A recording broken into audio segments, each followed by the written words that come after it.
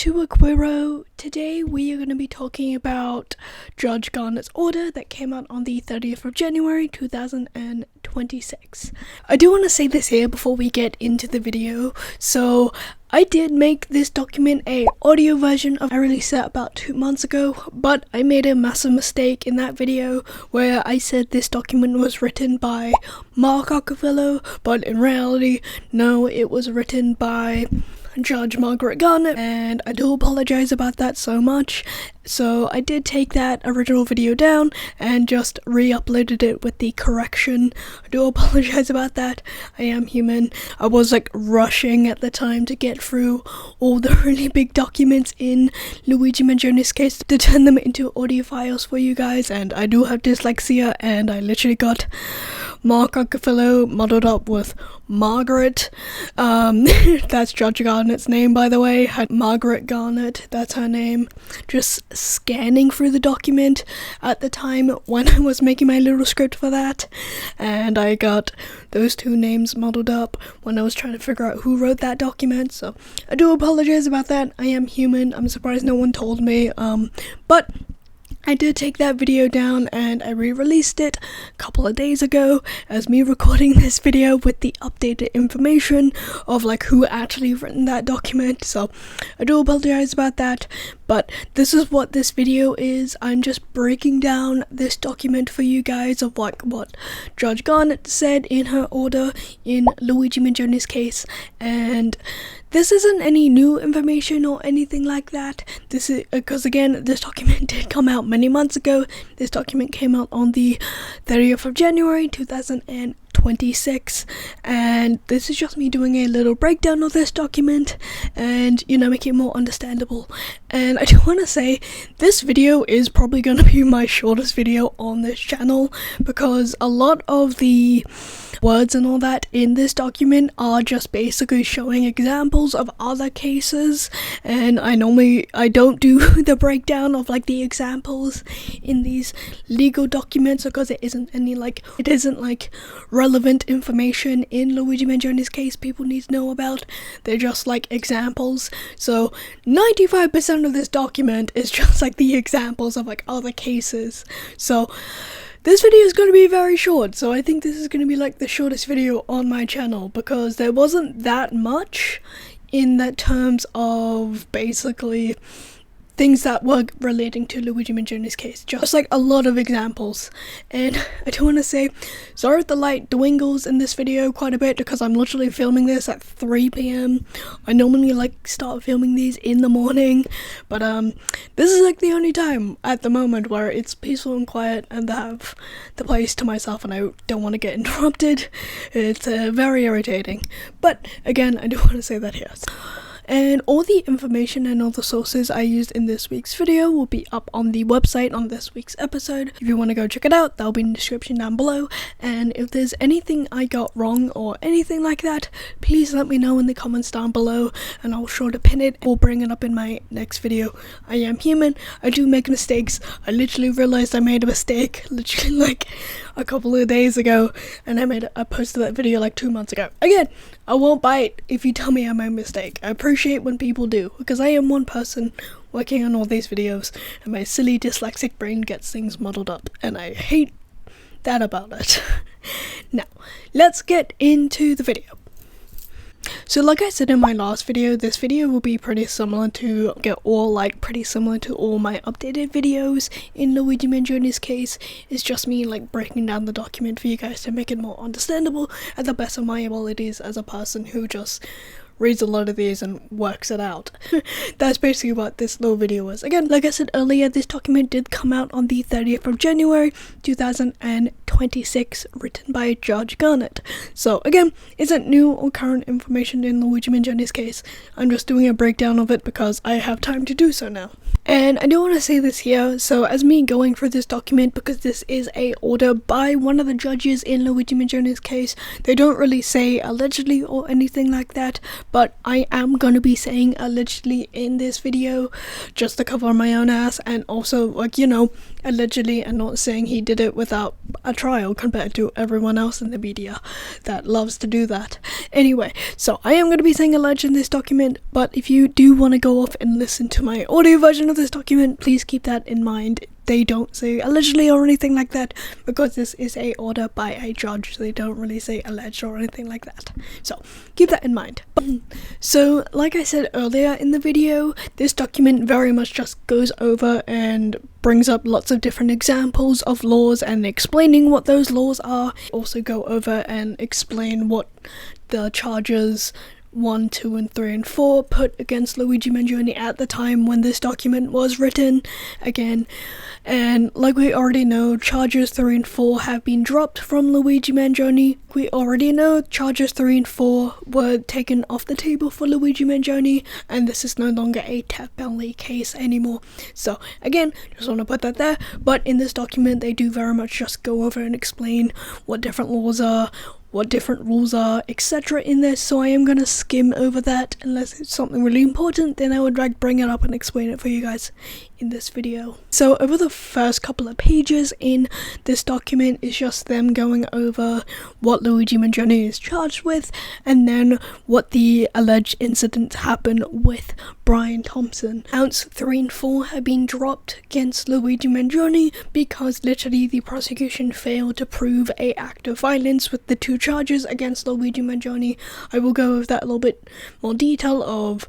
They explain that in this document of like, yeah, it doesn't make sense what the prosecution are doing, of trying to force the act of violence when literally there's nothing there to have what they have against Luigi Mangione to fall in that category of act of violence. Again, I went over that in my last video briefly, but I went over that quite heavily in one of my videos that I posted sometime last year. I don't remember when. It was around that time where the prosecution were trying to keep the act of violence when literally the stalking charges they have against Luigi Mangione don't fall underneath that act of violence. So those 2 charges have been taken off the table and have been dropped. Charges 3 and 4 have been dropped, and they won't be moving forward with the charges 3 and 4 against Luigi Mangione, but they will be moving forward with charges 1 and 2 against Luigi Mangione, and each one of those charges equal to life imprisonment without parole if he is proven guilty. I know, very scary stuff to hear that. It's bone chilling. In this document, they do go over briefly about the death penalty against Luigi Mangione, where basically it would be up to the jury to have that decision to put the death penalty against Luigi Mangione. But again, like we already know, the death penalty has been dropped, and Luigi Mangione doesn't have to deal with the death penalty anymore in this case. And basically, in the introductory section of this document, they basically go over and explain what Luigi Mangione allegedly did, like going over state lines and stalking someone and allegedly murdering someone because of what they did for work. Basically, that's what that part of the document goes over and explains. Again, it's not very big or complicated, that's basically what it is. Allegedly what Luigi Mangione did. Page 3, Judge Garnett explains charges 3 and 4 against Luigi Mangione need to be dropped, and they also explain those 2 charges 3 and 4, and Judge Garnett says the act of violence does not fall underneath that category for those charges to be put against Luigi Mangione, so charges 3 and 4 need to be dropped because they don't make sense to fall under that category of act of violence for those charges to be put against Luigi Mangione. Again, I don't want to say this here, I'm just doing the best I can to break this down for you guys and make it more understandable. I literally don't study law, I just have way too much time on my hands and I just figure this stuff out and make it more understandable at the best of my abilities. And so lawyer legal speak that a lot of these documents have, they repeat themselves quite a bit, I've noted these documents, but again, I just do the best I can and stuff like that in these videos to make it more understandable.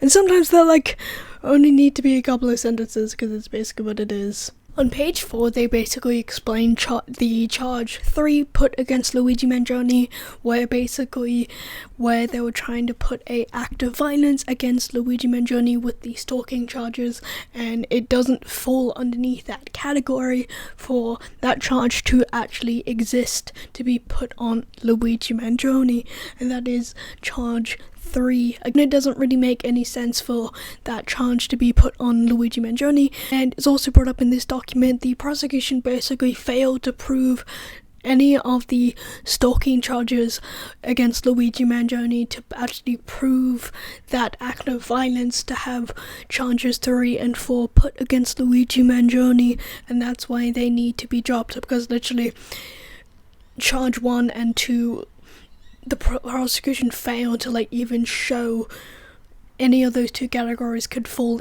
underneath one of those charges of an act of violence. The prosecution failed to show that.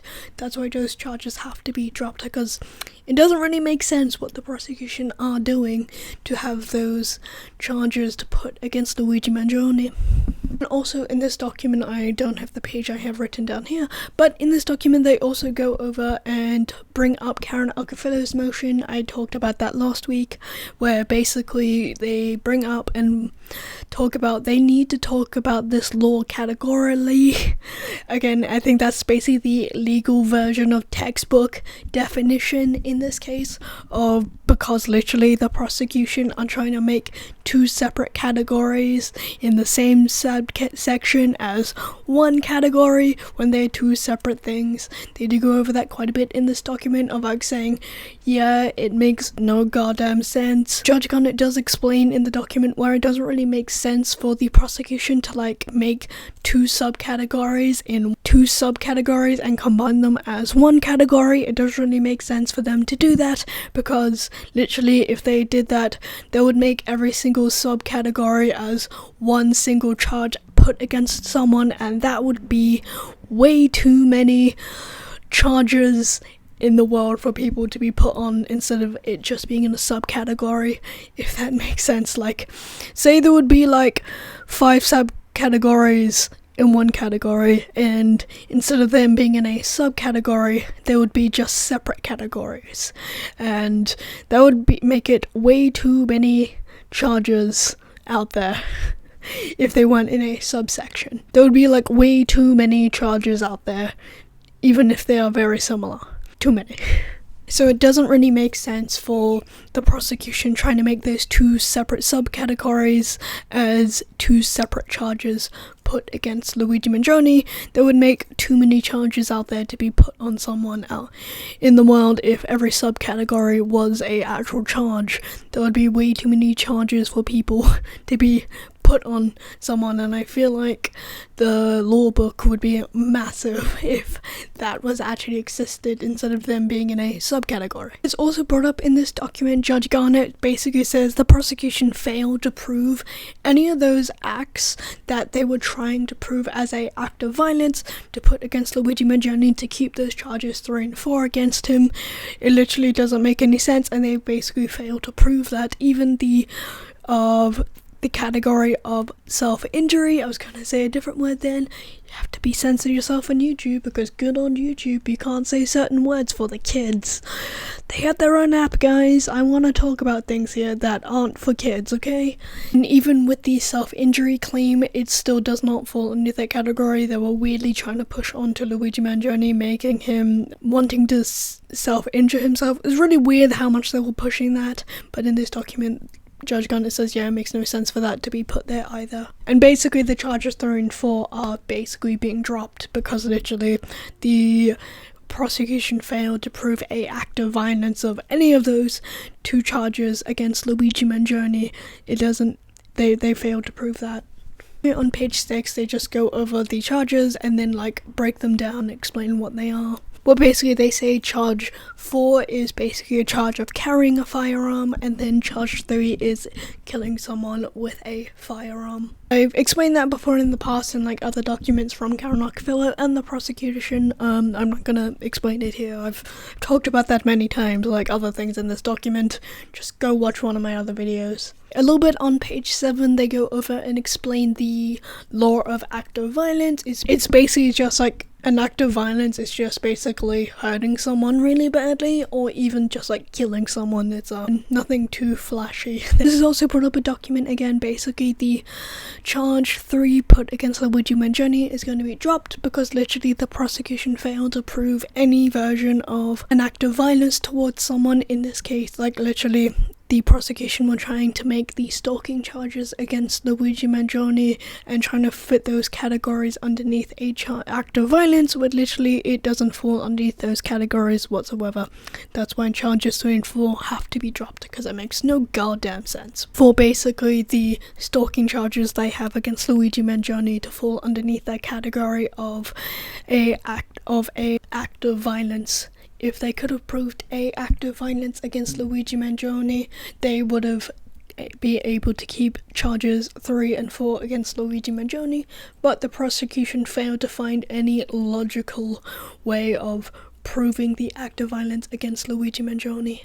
They also explained in the document, even if they have two very similar crimes put against someone, they still have to look at those two separate crimes that they have against someone as two separate things instead of combining them as one thing, because they are two separate things, not one thing. Even if they are incredibly similar, they have to treat them as two separate things. And on page 9, they basically explain they are just going to be going over basically the textbook version of this law because of how technical it is, and that's how they're gonna go forward in this case of looking at those two laws they have against Luigi Mangione, because they are in two separate categories in a category instead of it being one law. So that's what they're going to be doing going forward, basically going by the textbook definition in this case, even if they are similar laws, if that makes sense, in Judge Garnett's trial against Luigi Mangione. And in this document they just show many examples of this happening in different cases of basically having just going by the textbook definition of these laws instead of, combining them together as one. Again, there's like so much I'm cutting out just because they're showing many examples in this case in this video. Again, hopefully this video is somewhat interesting. It's also brought up in the document when they are going by the statutory definition, basically textbook version of these laws, it just makes it way less paperwork and things people need to do when they go down this path instead of, not going down the statutory definition. I don't think a lot of us understand what that means, but basically it's just like textbook definition basically, but in legal terms. It's also brought up in the document basically at least one of the stalking charges put against Luigi Mangione needed to be proved as an act of violence, and that's how they would be able to keep the charges 3 and 4 against Luigi Mangione, but the prosecution failed to prove that and show an act of violence in any of those two charges they have against Luigi Mangione. Again, I said that before in the past, I've said it before in this video, I've said it before in my last video, I've brought this up many times. The prosecution just basically failed to prove an act of violence against Luigi Mangione, so that's why charges 3 and 4 are going to be dropped. I've said that like 6 times already in this video. It's brought up a lot. Basically on page 12 and 13 they basically explain those charges 1 and 2 basically, and you can clearly tell they don't fall underneath the category of an act of violence. If you guys want to go listen to that, go listen to my video going over that part of the document. Again, I don't need to explain it, it's pretty simple and understandable of they don't fall underneath the act of violence. There's a lot of that in this document of this is what this law means, this is a example, and that's really it. Basically in the document they basically are just going to classify charges 1 and 2 basically and just classifying them as emotional distress instead of a act of violence. And again, emotional distress is pretty self-explanatory. You're just fearful for yourself, loved one, pet, etc., but you're not actually in any danger or anything like that. We went over that in my last video, and it's basically what I just said there. Also brought up in the document basically what the prosecution are trying to do of just basically trying to combine two separate subcategories and smush them as one category so they can keep that act of violence against Luigi Mangione. It doesn't really make sense for them to do that, and I'm glad that was brought up in this document. Because again, it sounds pretty similar to my last document that I went over and broke down last week. Because again, like I said beforehand, they repeat things quite a bit in legal documents, because again, on page 17, they explain emotional distress and how someone would feel of being emotionally distressed. They would just be more so fearful of themselves or their loved ones, more so than thinking they're going to die. They'll just be emotionally distressed. Again, I went over that earlier in the video, but they do bring that up multiple times in the document, and I don't want to repeat myself 50 million times. It's quite boring. Basically, at the end of page 17, it's basically brought up it makes no goddamn sense for what the prosecution are doing, of trying to smush two separate categories as one category, and it makes no sense. So I'm glad Judge Garnett brought that up and saying, yeah, it literally clashes. Why are they trying to make two separate things as one thing? Makes no sense. So I'm glad that's also brought up in the document.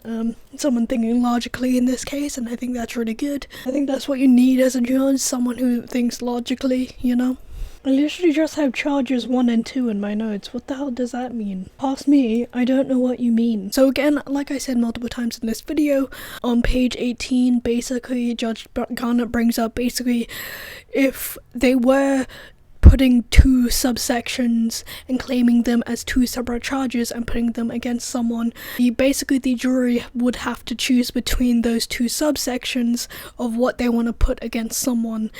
Instead of them being in two subsections, they would just be two separate laws, and it makes no sense for jury selection for them to make that decision of which subsection they would want to put against someone.